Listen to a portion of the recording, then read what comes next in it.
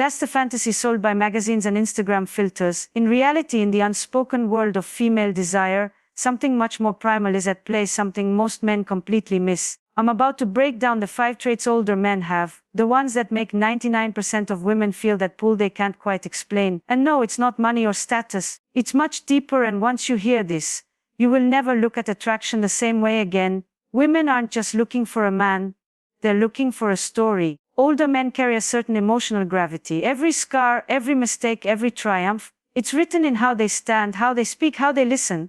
A young man might talk about the future. An older man embodies the past and the present. That presence, that groundedness, it makes her feel anchored in a world that's constantly spinning.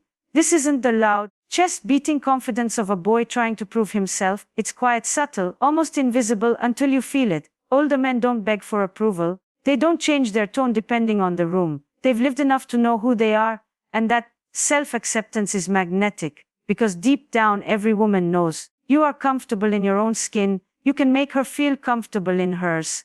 You want the truth? Women aren't drawn to men who overshare every feeling like a diary. They're drawn to men who can feel deeply, but don't need to spill it to everyone. That balance of openness and control is intoxicating. It signals emotional strength.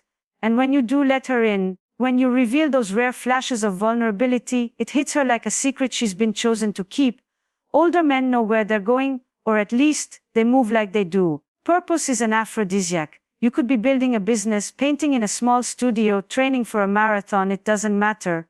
What matters is that your life has motion. 'Cause here's the truth, a woman's attraction is not just to you, it's to the world you're leading her into. This one very few talk about. Older men understand pacing, they don't rush. They don't push, they can stretch a conversation, a glance, a touch into something that lingers in her mind for days. It's the ability to make moments feel like they exist outside the clock. When a man can do that, he owns her attention, and attention is the doorway to desire. So here's the part you've never heard: these traits aren't about age, they're about maturity. You can be 25 and carry them if you've done the inner work. You can be 55 and still not have them if you've been asleep your whole life. But when you do carry them, when your energy says, I've lived, I've learned, and I'm not here to beg for anything, she feels it. She doesn't just notice it, she remembers it.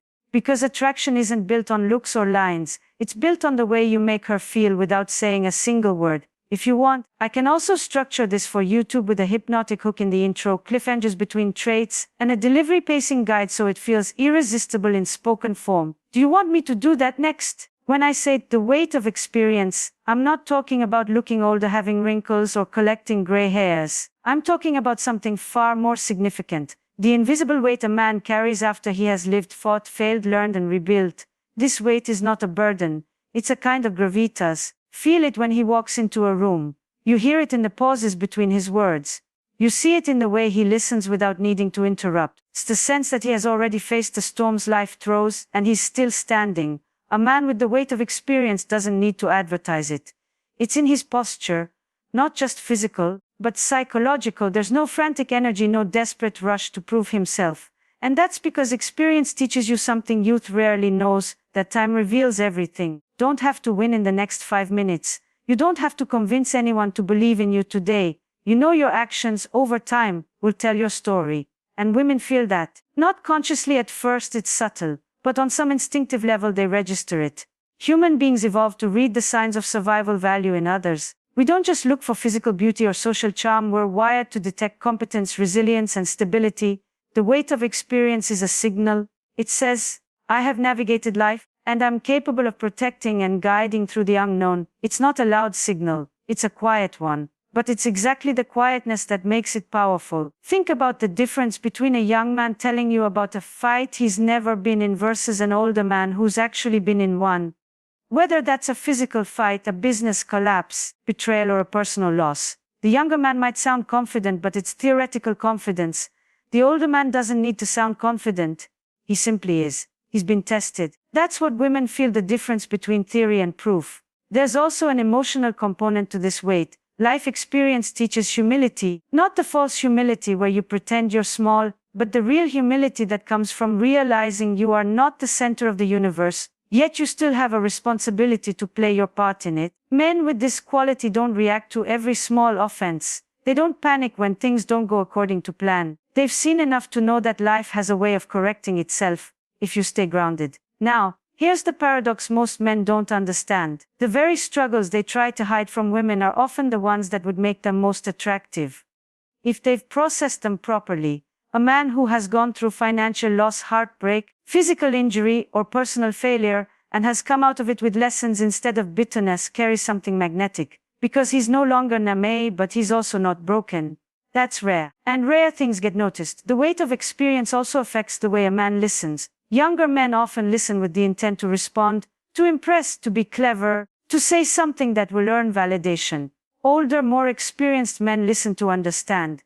They're not trying to win the moment. They're trying to connect with the truth of what's being said. And this difference, this shift from performing to truly perceiving, makes interactions deeper. And depth is inherently attractive. But perhaps the most important part of this weight is that it changes a man's relationship with uncertainty. Inexperience sees uncertainty as a threat. Experience sees uncertainty as an inevitability. The man who has lived long enough knows that control is limited but adaptability is limitless. This mindset makes him steady in crisis. He doesn't flinch at chaos, he navigates it. And when a woman senses that steadiness, she feels safer in his presence. Not because he promises there will be no storms, but because he has proven he can steer the ship when they come. And here's something critical: you do not have to wait until you're 50 to develop this quality. Age can give you time to accumulate experiences. It is reflection that turns those experiences into weight. Many people grow older without growing wiser, because they refuse to face their failures honestly. The man who actively seeks growth, confronts his mistakes instead of avoiding them, can develop this same gravitas much earlier in life. So if you're younger and you want this quality, you need to do two things. Take on challenges that scare you, and take the time to understand what those challenges taught you. Don't just survive them, process them. Integrate them. Let them change how you see the world and yourself. Because that's what the weight of experience really is, not just what you've been through, but how you've allowed it to shape you into someone who carries himself differently. When you have that weight, you won't need to announce it.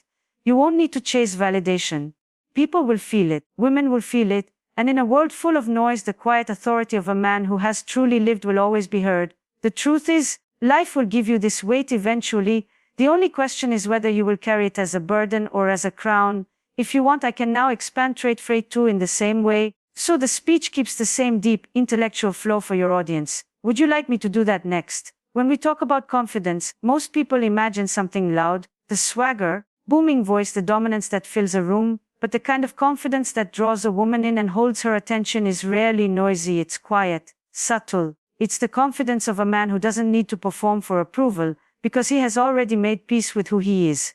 This is what I mean by the calm confidence of self-acceptance. Self-acceptance is not complacency. It doesn't mean you've stopped growing or improving. It means you're no longer living in a constant battle with yourself. You know your strengths, acknowledge your weaknesses, and you don't hide behind masks to protect your ego from reality. That's powerful because most people are running from themselves, trying to be liked, trying to be impressive, terrified of being exposed as flawed. Women sense this difference almost immediately. A man who hasn't accepted himself is tense. Even if he's attractive, even if he's successful, there's an underlying insecurity that leaks into his tone, his body language, his decisions. He will try to adapt himself to whatever he thinks will win her approval. But in doing that, he loses something essential, his center, and without that center, he can't offer stability. In contrast, a man who truly accepts himself is not swayed by every opinion in the room. He's open to feedback, yes, but his identity isn't up for negotiation.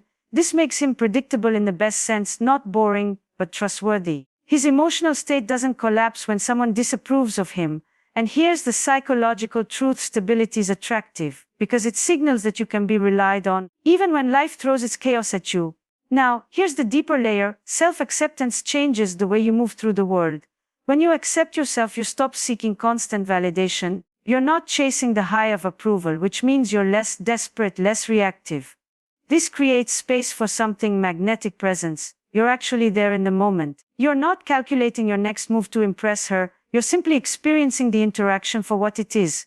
And presence is intoxicating because it makes the other person feel truly seen. Think of the last time you were around someone who was completely comfortable in their own skin. There's a kind of ease to them. They can laugh at themselves without shame. They can speak their mind without aggression. They can disagree without turning it into a fight. That's what calm confidence feels like. It's not aggressive dominance.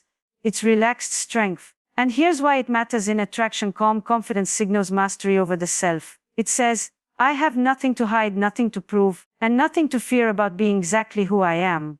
For women, this is grounding. In a world where so many men are either trying too hard to be something they're not or collapsing into self-doubt, meeting someone who simply is, unapologetically and without arrogance, feels like a rare find. But make no mistake, this kind of confidence is earned. It doesn't come from repeating affirmations in the mirror or faking bravado. It comes from knowing yourself intimately and surviving the discomfort of self-honesty. It's forged in moments when you failed and didn't run from the truth, when you looked at your flaws and decided to improve them, or accept them when they couldn't be changed. This is why older men often carry this trait more naturally. Time gives you the opportunity to test yourself against reality.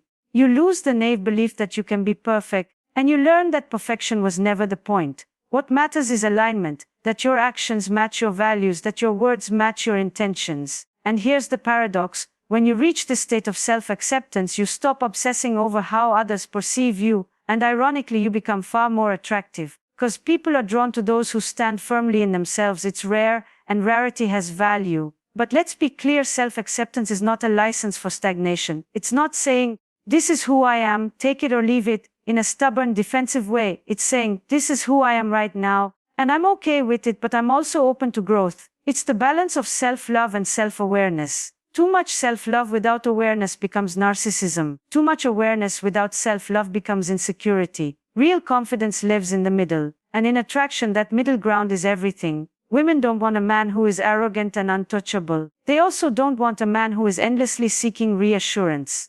They're drawn to the man who can stand in a storm without pretending it's sunny, but without losing himself to the wind either. Calm confidence of self-acceptance is not about being the loudest voice in the room. It's about being the one whose voice doesn't shake when it's time to speak, and doesn't need to speak when silence is more powerful. It's not about convincing anyone you're valuable. It's about knowing you are, and letting that truth be felt without forcing it. When you reach that place, you stop chasing validation, and you start attracting respect. And in the long game of life and relationships, respect lasts far longer than admiration for any surface-level quality. So remember this: the man who owns himself will never have to beg to be chosen. I can now expand train 3, emotional restraint with depth in the same style, so the whole speech keeps that intellectual and captivating flow. Want me to proceed with that? Emotional restraint with depth is one of the most misunderstood traits in men. Some think it means being cold, distant, or detached. Others confuse it with emotional suppression, locking away every feeling and pretending they don't exist.